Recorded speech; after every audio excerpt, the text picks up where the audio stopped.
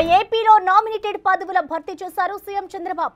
31 పదవులు భర్తీ చేస్తూ లిస్టును విడుదల చేశారు. ఇందులో ఓసీలకు 6, బీసీలకు 17, ఎస్సీలకు 4, ఎస్టీలకు 1, ఇటు మైనార్టీలకు 2 పదవులను కేటాయించారు. ఈ పదవుల్లో టీడీపీకి 25, జనసేనకు 3, బీజేపీకి 2 పదవులు దక్కాయి.